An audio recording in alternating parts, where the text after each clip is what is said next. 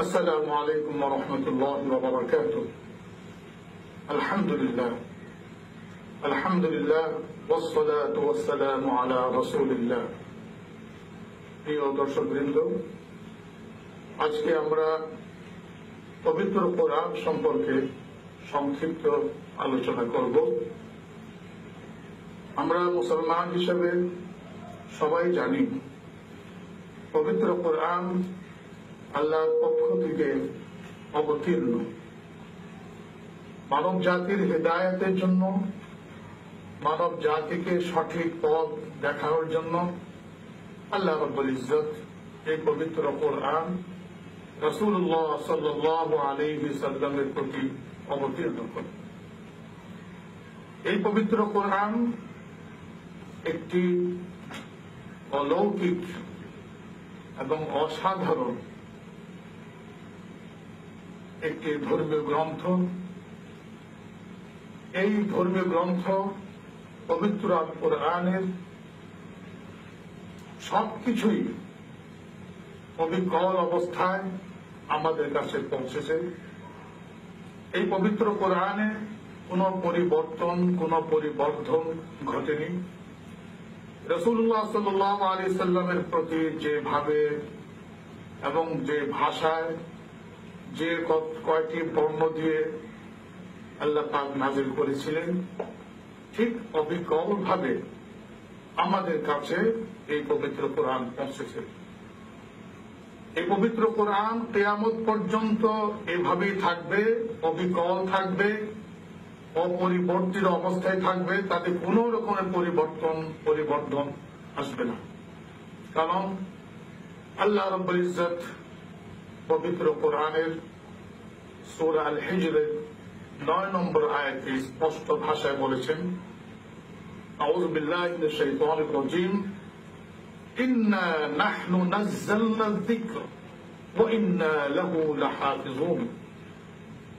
অর্থাৎ আমি এই উপদেশ গ্রন্থ নাযিল করেছি এবং আমি নিজেই তার সংরক্ষক। তিনি কিভাবে সংরক্ষণ করেছেন আপনারা সবাই জানেন। প্রিয় দর্শকবৃন্দ, যে এই পৃথিবীর বুকে লাখ লাখ 9 কোটি মানব সন্তান, মুসলমান শিশু এবং কিশোর, তারা তাদের সিনায়, তাদের বক্ষে পবিত্র কোরআনকে সংরক্ষণ করেছে। পৃথিবীর কোন ধর্মগ্রন্থ, কোন নজির আমাদের কাছে নেই যেটা মুখস্থ করা হয়েছে। কিন্তু পবিত্র কোরআন আল্লাহ রাব্বুল ইজ্জত যেহেতু সেটাকে সংরক্ষণ করবেন বলে ঘোষণা দিয়েছেন, সেই জন্য তিনি তারই বান্দা, তারই সৃষ্টি মানুষের বক্ষকে উন্মুক্ত করে দিয়েছেন, প্রশস্ত করে দিয়েছেন, প্রস্তুত করে দিয়েছেন সেটাকে সংরক্ষণ করার জন্য। এই জন্য পবিত্র কোরআন শুধু মুসলিম দেশগুলোতেই নয়, পৃথিবীর অমুসলিম দেশগুলোতেও অনেক অনেক শিশু কিশোর আছে যারা মুখস্থ করেছে। এই দর্শকবৃন্দ, এই পবিত্র কোরআন কি জন্য নাযিল করা হয়েছে সেটা অবশ্য আপনারা জানেন, এবং সেটা পবিত্র কোরআন আল্লাহ পাক ব্যক্ত ভাষায় ঘোষণা দিয়েছেন। সেটা বনি ইসরাঈলের আয়াতে বলা হয়েছে, 9 নম্বর আয়াতে, ইন্না হাযাল কুরআন ইয়াহদী লিল্লাতী হিয়া আকওয়াম। এই পবিত্র কোরআন সর্বাধিক সরল এবং সহজ পথের সন্ধান দেয়। তার মানে পবিত্র কোরআন মানুষকে দিক নির্দেশনা দেয়, মানুষকে সঠিক পথে সন্ধান দেয়, যে পথে চললে তার জীবনের ইহকাল এবং পরকালে সে সফল হবে, সে কামিয়াব হবে, সেই পথই তাকে পবিত্র কোরআন দেখায়। পবিত্র কোরআন মানুষকে অন্ধকার থেকে আলোয় নিয়ে আসে। এই কথাও সূরা ইব্রাহিমের প্রথম আয়াতে আল্লাহ পাক বলেছেন, কিতাবুন আনজালনাহু ইলাইকা লিতুখরিজান নাসা মিনাজ যুলুমাতি ইলান নূর। এটা এমন একটি গ্রন্থ, যে গ্রন্থ আমি আপনার প্রতি অবতীর্ণ করেছি যেন আপনি মানুষকে অন্ধকার থেকে বের করে আলোয় নিয়ে আসতে পারেন। প্রিয় দর্শকবৃন্দ, এই পবিত্র কোরআন মানুষের হৃদয়ে যে ব্যাধি আছে সেই ব্যাধি নিরাময়। মানুষের হৃদয়ের ব্যাধি কি? তার ভুল ধারণা। এই পবিত্র কোরআন মানুষের জন্য রহমত স্বরূপ, তার জন্য নিরাময়, উপশম স্বরূপ। এই কথা আল্লাহ পাক পবিত্র কোরআনে বলেছেন।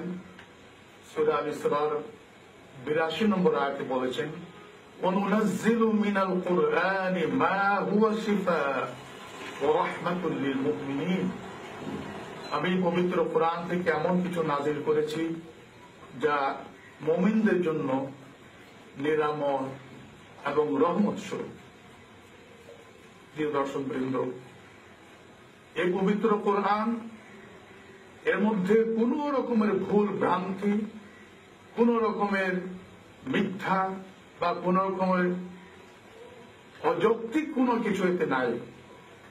এটা মহান আল্লাহ রাব্বুল ইজ্জতের পক্ষ থেকে নির্ভুল ভাবে সত্য এবং সত্যের উজ্জ্বল আলো নিয়ে এই পৃথিবীতে এসেছে মানব জাতিকে সৎ পথ এবং সঠিক পথের দিক নির্দেশনা দেওয়ার জন্য। আল্লাহ পাক পবিত্র কোরআনে এই কথাটি বলেছেন, হামিম আস-সিজদা সূরার 41 এবং 42 নম্বর আয়াতে আল্লাহ পাক বলেন, ওয়া ইন্নাহু লাকিতাবুন আজিজ। এটা নিশ্চয়ই এটি একটি প্রশংসিত কিতাব। লা ইয়াতিহিল বাতিলু মিন বাইনি ইয়াদাইহি ওয়ালা মিন খালফিহি। এই কিতাবে কোন মিথ্যা অনুপ্রবেশ করতে পারে না, সামনের দিক থেকেও নয় এবং পিছন দিক থেকেও নয়। তানজিলুম মিন হাকীমিন হামিদ। এটি একটি প্রজ্ঞাময়, প্রশংসিত এক সত্তার পক্ষ থেকে নাজিলকৃত।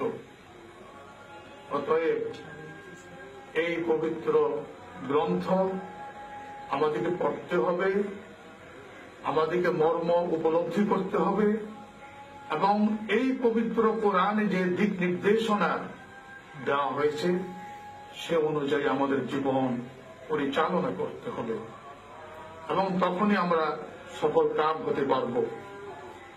পবিত্র কোরআনের কোন অংশ যার ভিতরে নেই তার সম্পর্কে রাসূল পাক সাল্লাল্লাহু আলাইহি সাল্লামের বক্তব্য অত্যন্ত প্রণিধানযোগ্য।